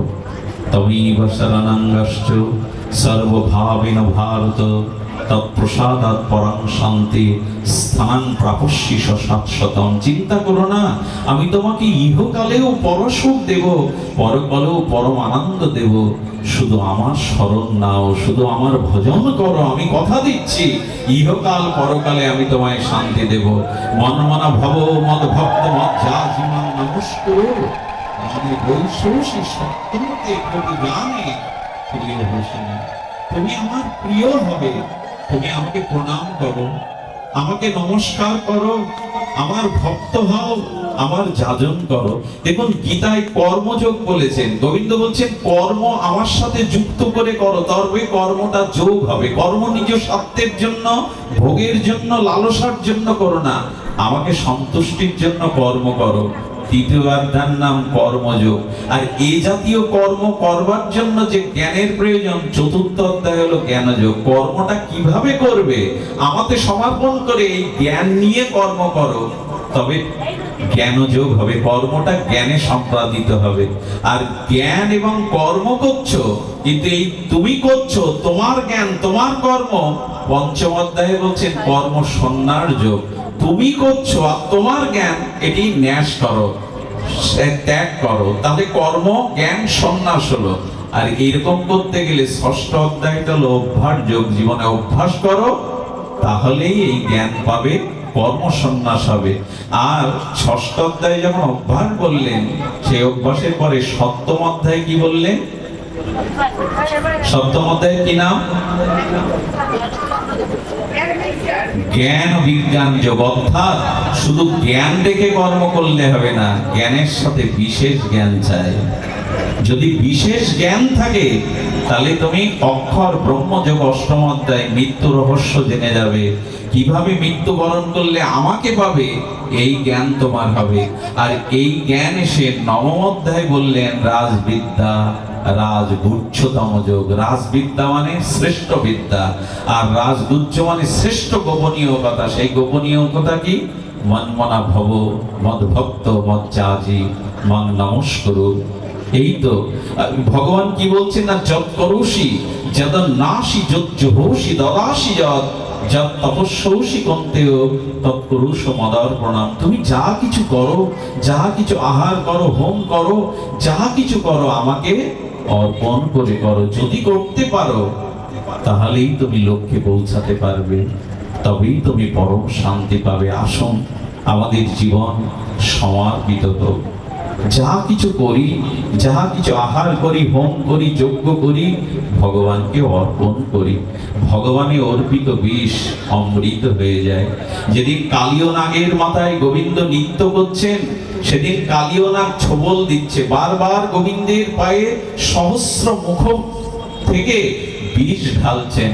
কে যেন বলছেন পদকর্তা, ওরে গোবিন্দের চরণ মস্তকে পেয়ে বিষ ঢালছিস? কালীয়নাগ বলছেন, ভগবান যা দিয়েছে তাই তো তাকে দিচ্ছে, যা দেইনি তা দেব কি করে? আমাকে সর্প করে পাঠিয়েছেন আর আমার মধ্যে বিষ দিয়েছেন। গোবিন্দ বললেন, গোবিন্দ যা দিয়েছে তাই তো দিচ্ছি, তবে আমি ওই চরণের মহিমা জানি। ওই চরণে বিষ অর্পণ করলেও অমৃত হয়। আমার এটা ছাড়া তো দেওয়ার নেই। পুতনা বলছে, প্রভু আমি বুকে পাপের বিষ নিয়ে গেছিলাম, আর আমার স্তনে কালকুট বিষ, দুটো বিষ নিয়ে গেছিলাম। এটা আমার জানা ছিল না। তোমাকে ভালোবেসে বিষ দিতে গেলেও তো অমৃত হয়, ধাত্রীগতি পাওয়া যায়। ভগবান তুমি এমন তত্ত্ব, তোমাকে বিষ দিতে গেলে তুমি তাকে মাতৃগতি দিয়ে দাও, ধাত্রীগতি দিয়ে দাও। ওগো দয়াল, এমন দয়ালু জগতে কে আছে? ওগো জগতের জীব, চেয়ে দেখো আমি পুতনা। পুতনা মানে আমি পবিত্র না, আমি পালও ঘাতিনি, রুধিরও সনা। আমি বাচ্চাদের হত্যা করে রক্ত পান করেছি। আমি গোবিন্দকে হত্যার জন্য কালকুট বিষ স্তনে পুরে নিয়েছি। সেই গোবিন্দ আমাকে ধাত্রীগতি দিয়ে দিল, মাতৃগতি দিয়ে এলো বৈকুণ্ঠে। এমন দয়ালুকে ভালো না বেশে পারা যায়? তাই হে জগতের জীব, ভগবানকেই অর্পণ করো। কামনা বাসনা চিত্তে যা আছে ভগবানে অর্পণ করো। তাতে অর্পিত কর্মই, তাতে অর্পিত বস্তুই অমৃত হয়ে যাবে। বিষ অমৃত হয় শুধু অর্পণ করলে। আর আমার কেন জানি মনে হয় জানেন, এই যে কালীয় নাগ, তার মাথার উপরে গোবিন্দ নৃত্য করলেন, গোবিন্দের চরণ পড়লে। একবার আমাকে বলুন তো, যুগ যুগান্তর তপস্যা করে যোগী ঋষি মুনি গোবিন্দের চরণ এভাবে পায়? একটু কথা বলুন, পায় কি? আচ্ছা, ও পেল কেন? কালীয় নাগ কেন গোবিন্দের চরণ মস্তকে ধারণ করলো এবং সেই চরণ চিহ্ন গোবিন্দ অঙ্কিত করে দিলেন? এর একটাই কারণ, উনি ছিলেন ভাগবতে উপাখ্যানে আছে চন্দ্রতপ রাজা। কি নাম ছিল না? চন্দ্রতপ রাজা। উনি এক রাজ্যের রাজা, কিন্তু ওনার উদরে শূল বেদনা যায় না। কি বেদনা? শূল বেদনা যায় না। তো সেই শূল বেদনায় যখন কাতরাচ্ছেন, কত কবিরাজ কত ডাক্তার দেখিয়ে যখন কোনো উপায় হলো না, তখন একদম জ্যোতিষী তাকে বললেন, অমুক সরোবরে রাজহংস রাজহংসী সাঁতার কাটছে, ওদের মাংস যদি ভক্ষণ করতে পারো তোমার শূলের বেদনা যাবে। গিয়ে দেখছেন সেই নির্মল সরোবরে রাজহংস রাজহংসী জল কেলি করছে। ওদেরকে যখন ধরে উনি হত্যা করার মানসে গেলেন, তখন রাজহংস কথা বলে উঠেছে, আমাদের হত্যা করে তুমি রোগ সারাতে চাও? তা তো আরো পাপ হবে, চলে যাও। ওই বৃক্ষের তলে দেখো এক সাধুর চরণ, যদি সাধুর চরণ জল পান করতে পারো অভিষেক করে, তবে তোমার চিরদিনের মতো শূল বেদনা যাবে। ভাবলেন যে প্রাণী হত্যা করে লাভ কি, যদি সাধুর চরণ ধৌত, চরণামৃত পান করে ব্যথা যায়। চন্দ্রতাপ রাজা চলে গেলেন, কিন্তু গিয়ে কি দেখলেন জানেন? গিয়ে দেখলেন একটা পা বাইরে আছে, ওই বটবৃক্ষের কুঠিরের মধ্যে থেকে একটা পা বাইরে, কিন্তু সেই পা পুজ রক্ত ফোড়া। আচ্ছা, রাজার কি রুচি হবে ওই চরণ জল করে খাওয়া? যখন ফোড়া দেখলেন, পুজ রক্ত দেখলেন, ঘৃণায় ভরে গেল। এই চরণের জল আমি পান করে খাবো? মনে হলো ব্যথা তো তীব্র, ভোগও করছি, নিরাময়ের জন্য উনি যদি আর একটা পা বাইরে দিতেন, মনে করেছেন ওই পাটা হয়তো নিরাময়, কিন্তু আর একটা পা বাইরে দিয়ে দেখলেন এর থেকে দূষিত হয়ে গেছে সেই পা, কারণ সেখানে পোকা হয়ে গেছে, পোকা ঘরে ঘরে পড়ছে। ওই অবস্থা দেখে মনে করলেন রাজবংশী যখন কথা বলল, ওরা সাধারণ না, ওরা অভিশপ্ত কোনো মহামানব রূপে আছে, আমি চেষ্টা করি। উনি অভিষেক করলেন, অভিষেক করে সেই জল যখন পোকা কিলবিল করছে, ওটা রাজা শ্রদ্ধা হলো না। কিন্তু সাধুর চরণ জল উনি ফেলেননি, কি করলেন, উনি মাথায় করে এনে ঘরের কোণে রেখে দিলেন। শুধু ভক্তগণ, সেই দিন বৈষ্ণব অপরাধের দ্বারা তাকে অভিশাপ পেতে হলো যে সেই সাধুর চরণ ধৌত জলে অবিশ্বাস এনেছি, যা আজ থেকে এই বৈষ্ণব চরণ জলের চরণামৃতের আর তো রুচি বা বিশ্বাস হলো না, যা মনুষ্য জন্ম না পেয়ে সর্বজনিতে যা। এই সেই কালীয়, এই সেই কালীয় বলে যদি তার মাথার উপরে গোবিন্দ চরণ কেন বলে পান না করলে হবে কি, বিশ্বাস করে তো চরণ জলটা মাথায় ধারণ করেছিল। এই জন্য সেই বৈষ্ণবের চরণ ধৌত জলের কারণে গোবিন্দ তার মস্তকে চরণ রাখলেন। আর পুতনাকে উনি মেরেছেন, অগাসুরকে মেরেছেন, বগাসুরকে মেরেছেন, কংসকে বধ করেছেন, কেন কালীয় নাগকে বধ করেননি গোবিন্দ? তার কারণ হলো কালীয় নাগের স্ত্রীগণ, সতীসাধ্বীগণ, তারা প্রার্থনা করেছিল, প্রভু আমাদের স্বামীর জীবন ফিরিয়ে দাও, ওকে তুমি মেরো না। আর এদের কথা কেন শুনেছিলেন জানেন? এদের কথা শুনেছিলেন ওই চরণ জলটা ঘরের কোণে শুনে তার স্ত্রীগণ ওটা শ্রদ্ধায় পান করেছিল। এজন্য মহাসতী রূপে তারা গোবিন্দ চরণে ভক্তি লাভ করে কালীয় নাগের হত্যার সময় স্তুতি করতে করতে গোবিন্দ প্রসন্ন হয়ে ওর স্বামীকে ফিরিয়ে দিয়েছিলেন। অর্থাৎ বৈষ্ণব চরণ জলের এ জাতীয় মহিমা। জীবনে আর যাই করুন, ভক্ত চরণে কখনো অপরাধ করবেন না। ভগবানের চরণে যদি কোটি অপরাধী করেন, অবিচেত সুদরাচার মাম অনন্য ভাগ, গোবিন্দ বলছেন পৃথিবীর শ্রেষ্ঠ দুরাচারী হলেও, অপরাধী হলেও আমি তাকে মাফ করি, কিন্তু আমার ভক্ত চরণে যদি কেউ অপরাধ করে আমি তাকে ক্ষমা করি না। তাই ভগবানের চরণে অপরাধ করুন, ক্ষমা হবে, কিন্তু বৈষ্ণব চরণে যদি অপরাধ হয়, মনে পড়ে বৃন্দাবনে রূপ গোস্বামী বসে আছেন আর খঞ্জন বৈষ্ণব আসছেন, 8 জায়গায় প্রায় অষ্টবক্রের মতো বাঁকা, তাকে দেখলে উপহাস করে, সকলে হাসে, তিনি নিজের রূপ দেখান না যে আমাকে দেখলে কে হাসবে, আসতে বাবা আমাকে দেখলে কে হাসবে, তাতে তাদের বৈষ্ণব অপরাধ হবে, বেরোন না, কতদিন ঘরে আবদ্ধ থাকা যায়। তাই চিন্তা করলেন আজ রূপ গোস্বামীর কাছে গিয়ে একটু কৃষ্ণ কথা রাধা কথা শুনবো। রূপ গোস্বামী বসে বসে অন্তর্মনা হয়ে রাধারানীর চরণ চিন্তা করছে, আর একটা পুষ্প ফুটেছে, রাধারানী বলছে শ্যাম পুষ্পটা আমাকে পেড়ে দাও। তো গোবিন্দ কি করেছে, গোবিন্দ পুষ্পটা হাতে পাচ্ছেন না, রাধারানীকে বলছে তুমি আমার স্কন্ধে ওঠো। রাধারানীকে গোবিন্দ স্কন্ধে নেওয়ার পরে রাধারানী যখন ফুলের বিন্দুটা ধরেছে, গোবিন্দ পেছন থেকে ছেড়ে দিয়েছে, রাধারানী সেই ডালটা শাখাটা ধরে দুলছে। এই লীলা দর্শন করতে করতে রূপ গোস্বামী যেই হেসেছেন, সামনে খঞ্জন বৈষ্ণব সেই বিকালাঙ্গ বৈষ্ণব এসে হাজির। উনি মনে করছেন হাই রে, রূপ গোস্বামীর মতো গোস্বামী আমার এই অঙ্গ থেকে হাসলো, এই মুখ আর আমি দেখাবো না। উনি হাসছেন কি জন্য? লীলা দেখে। আর উনি ভুল বুঝলেন আমাকে দেখেই উনি হেসেছেন। ফিরে গিয়ে যাওয়ার সাথে সাথে কি হলো জানেন? আমি এটা বলেই বিশ্রাম করছি, শুনুন। উনি দেখলেন যে ওনার নিত্য লীলা স্ফুরণ হচ্ছে না। রূপ গোস্বামী পাদ রাধারানীর রূপমঞ্জরি মহাপ্রভুর মনোভীষ্ট পূরণকারী রূপ গোস্বামী লীলা বন্ধ হয়ে গেছে। দাদা সনাতনকে গুরুর মতো শ্রদ্ধা করতেন, আচার্যের বরণ করেছিলেন। বললেন আচার্য আমার চিত্তে রাধা মাধবের লীলা স্ফুরণ হচ্ছে না। সনাতন গোস্বামী বললেন তুমি জ্ঞাত সারে অজ্ঞাত সারে দেখো কোন বৈষ্ণবের চরণে ভক্ত চরণে তোমার অপরাধ হয়েছে, একবার চিন্তা করা যায় গো। উনি হেসেছেন রাধা মাধবের লীলা দেখে, আর ব্যথা পেয়েছেন একজন বৈষ্ণব, এই হেতু ওনার লীলা দর্শন বন্ধ হয়ে গেছে, হৃদয় স্ফূর্তি বন্ধ হয়ে গেছে। বৈষ্ণব চরণে যদি হয় ক্ষুদ্র অপরাধ মহা ভজন হতে পড়ে যাবে বাদ। বৈষ্ণব চরণে অপরাধ করো না, বাদ পড়ে যাবে। সঙ্গে সঙ্গে যেটি ঘটলো, সনাতন বললেন সব বৈষ্ণবকে নিমন্ত্রণ করো, যে তোমার গৃহে আসবে না জানবে তার চরণে অপরাধ, যাকে দেখবে ক্ষমা চাইবে।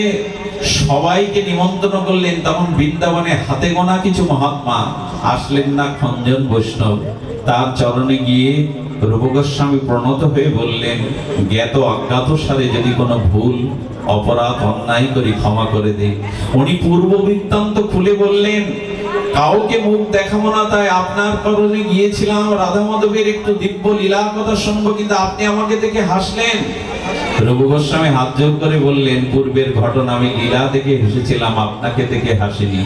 উনিও ভুল বুঝতে পেরে দুজন আলিঙ্গন করলেন। দুজন সৎ ব্যক্তির রাগ বেশিক্ষণ থাকে না, সঙ্গে সঙ্গে লীলা দর্শন আবার করতে লাগলেন।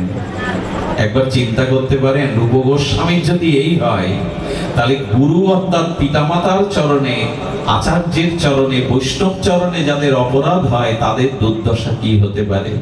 তাদের দুর্দশা জগতে কি হতে পারে? চাপাল গোপাল, সেই চাপাল গোপাল নবদ্বীপে কত ভবানীর পূজা করেছেন, কত তিনি তন্ত্রশাস্ত্রে পণ্ডিত, কিন্তু মহাপ্রভু শিবাস অঙ্গনে কীর্তন করেন। তাই সমস্ত সেদিনের মানুষরা বলল, এই কীর্তন বন্ধ করতে হবে। চাপাল গোপাল কিছু রক্ত, কিছু হাড়গোড়, কিছু মদ আর কিছু লাল ফুল রেখে এলো শিবাসের অঙ্গনে, যাতে এগুলো ফললে স্থান অপবিত্র হয়, ওখানে নাম না করতে পারে। শিবাস দরজা খুলে দেখে হাড় গোড়, মদ, লাল ফুল এইগুলি রাখা। উনি গঙ্গা স্নান করে এলেন পরিষ্কার করে। মহাপ্রভু বললেন, শিবাস তোমার আসতে এত দেরি হলো গঙ্গা স্নানে? আচ্ছা শিবাস কি বলবে? যদি বলে চাপাল গোপাল এখানে এগুলো রেখেছে, মহাপ্রভু রুষ্ট হবেন। আর মহাপ্রভু রুষ্ট হলে ওরা প্রাণে বাঁচবে না। তাই অন্যকে বাঁচানোর জন্য শিবাসের মতো পরম পণ্ডিত প্রভার ভক্ত বললেন, প্রভু গঙ্গা স্নানে একটু বৈষ্ণবদের সঙ্গ করতে গিয়ে বিলম্ব হয়েছে প্রভু। মহাপ্রভু মনে মনে আনন্দ পেয়ে বললেন, এই না হলে ভক্ত অন্যকে বাঁচানোর জন্য শিবাস মিথ্যা বলছে, মিথ্যা বললে কি হবে? মহাপ্রভু রুগ্ন হলেন, রুষ্ট হলেন। আজ সংকীর্তন আসরে চাপাল গোপাল এটা রেখে গেছে। মনে মনে রুষ্ট হওয়ার সাথে সাথে কুষ্ঠ দেখা দিল চাপাল গোপালে। যেদিন কুষ্ঠ দেখা দিল না, পোকা হতে শুরু করলো, স্খলিত হতে লাগলো। আর ওই হতে হতে যখন অজ্ঞান হয়ে গেছে, চাপাল গোপালের স্ত্রী ব্রাহ্মণী বলছেন চণ্ডালদের ডেকে, আমি গলার হার দিচ্ছি, একটু পুড়িয়ে এসো। যখন পুড়াতে গেছে না, আগুন দিতে যাবে, তখন ঠেলে উঠেছে, আমি মরিনি রে, আমাকে জীবন্ত পোড়ানোর জন্য আমার স্ত্রী তোদের পাঠিয়েছে, আমাকে পোড়াস না। তারা ফেলে চলে এলো, গঙ্গায় ঝাঁপ দিয়ে মরতে গেল। এ দেহ আর রাখবো না। কি ঘটলো জানেন? গঙ্গা শুকিয়ে গেল। যাওয়ার আগে গঙ্গা বলছেন, তোর মতো বৈষ্ণব অপরাধীকে আমিও ঠাঁই দেব না। এই জন্য বৈষ্ণব নিন্দিয়া যে বা গঙ্গা স্নানে যায়, পতিত পাবনী গঙ্গা ফিরিয়ে আনা চায়। গঙ্গাও মুখ ফিরিয়ে নেয় যদি কেউ বৈষ্ণব অপরাধ করে। গঙ্গা নিজেকে শুকিয়ে নিল, আমাতে তোকে আমি অবগাহন করতে দেব না, তুই বৈষ্ণব অপরাধী। একজনকে বলল, আমার যা কিছু আছে নাও, আমাকে একটু কাশীতে পৌঁছে দাও, ওখানে মরলে অন্তত মুক্তি হবে। এই চাপাল গোপাল তিনি ছিলেন সেই সময়ের একজন পণ্ডিত। কাশীতে যাওয়ার পরে ভগবান শঙ্কর বললেন, এখানে তোর জায়গা নাই। যারা বৈষ্ণব চরণে অপরাধ করে, শুদ্ধ সাধু চরণে, কাশীতে তার জায়গা নাই। তবে থাকতে পারি, সেখানে তোর মুক্তি হবে না। তবে ভগবান শঙ্কর বড় দয়ালু, বলে দিলেন, যা যেখানে অপরাধ করেছিস সেই চরণে যা, যদি সে ক্ষমা করে তবে তুই ক্ষমা পাবি, কাশীতেও ক্ষমা পাবি না। তিনি চলে এসেছিলেন, রাস্তার ধারে পড়ে পড়ে কেঁদেছিলেন, ওকে বৈষ্ণব আমি বুঝতে পারিনি বৈষ্ণব অপরাধ, ভক্ত অপরাধ এত বিঘাত হতে পারে, এত ভয়াবহ হতে পারে। পোকাগুলো কিলবিল করছে গলিত কুষ্ঠ নিয়ে। হা নিতাই ভাগবত বলছেন, নিতাইয়ের চরণে যেদিন পড়লো, যেতে যেতে নিতাই মহাপ্রভুর চরণে যেদিন পড়লো, নিতাইয়ের চরণে মহাপ্রভু বললেন, আমি তোকে কোটি জন্ম ভোগাবো। যে ভক্ত চরণে অপরাধ করে আমি তাকে ক্ষমা করি না। নিতাই বললেন, যাও, যার চরণে অপরাধ তাকে ধরো। শ্রীবাস ঠাকুর যাচ্ছিলেন পথ দিয়ে সংকীর্তনে, চরণে লুটিয়ে পড়লেন, হে ঠাকুর হে বৈষ্ণব ঠাকুর ক্ষমা করো, আমি জানি না, আমি বুঝিনি অজ্ঞ যে ভক্ত চরণে অপরাধ এতটা বিঘাত। সবাই ত্যাগ করেছে, গঙ্গা ত্যাগ করেছে, কাশী ত্যাগ করেছে, স্ত্রী তো জীবন্ত পুড়িয়ে মারার ব্যবস্থা করেছিল। ক্ষমা করো শ্রীবাস ঠাকুর।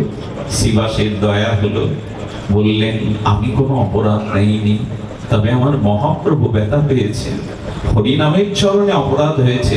তোমার এই অপরাধ যেতে পারে তুমি যদি হরিনাম গ্রহণ করো, তুমি যদি বৈষ্ণব বন্দনা লেখো, বৈষ্ণব চরণ বন্দনা করো। এই মহাপ্রভুর পরশে, শ্রীবাসের পরশে দিব্য চিন্ময় দেহ পেয়েছিল চাপল গোপাল, তার নাম হয়েছিল দেবকী নন্দন দাস। ইনি বিখ্যাত বৈষ্ণব বন্দনা লিখেছিলেন। এই বৈষ্ণব বন্দনার দ্বারাই তিনি পরম ভক্তিও পেয়েছিলেন। এইটুকু অনুরোধ করে পাঠ বিশ্রাম করি। ভক্ত চরণে কোনো অপরাধ যেন না হয়। ভগবান ক্ষমা করেন, ভক্তও ক্ষমা করেন, কিন্তু ভক্তের চরণ ধুলি ক্ষমা করে না। রামচন্দ্র খা ঠাকুর হরিদাসের চরিত্র হননের জন্য লক্ষ্মীরাকে পাঠিয়েছিল।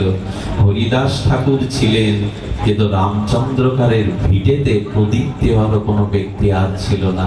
পুরো রাজ পরিবারই ধ্বংস হয়ে গেছিল বৈষ্ণব অপরাধে। ভক্ত অপরাধ নেন না, কিন্তু ভক্তের চরণ ধুলি ক্ষমা করে না। তাই আজও যদি মনে করেন কোন বৈষ্ণব চরণে আপনার অপরাধ হয়েছে, সে যদি বেঁচে থাকে তার চরণে গিয়ে সহজভাবে ক্ষমা চান। সে যদি মারা যায় তার উদ্দেশ্যে ক্ষমা চান। হরিনাম নিতে থাকুন। আর বৈষ্ণবের বা ভক্তের, আমি বৈষ্ণব বলতে শুধু তিলমালা বৈষ্ণবদের বলছি না, যারা যে মতে ভগবানকে ভজন করে, বিষ্ণু থেকে যত সবাই বৈষ্ণব, সবার মধ্যেই ভগবান আছেন। যারা একবার কৃষ্ণ নাম মুখে নিয়েছে তারাও বৈষ্ণব। তাই কারো প্রতি এই জাতীয় ভক্তের প্রতি অপরাধ না হওয়াই উচিত। আজকের এই ভক্ত সংঘ যে অনুষ্ঠানের আয়োজন করেছে, আপনাদের এই স্থানে এসে আমার মনে হয়েছে এই স্থানের আপনাদের ভিতরে যে ভগবৎ শ্রবণের উৎকণ্ঠা, এটি দর্শন করাও এই জীবনের এক সফলতা। অভূতপূর্ব, অশ্রুতপূর্ব, কোটিবার বলেও এটিকে পরিপূর্ণতা দেওয়া যাবে না। আপনাদের ভাগবত উৎকণ্ঠা, ধন্য আপনারা, ধন্য এই অঞ্চলবাসী দূর দূরান্ত থেকে ভক্তগণ।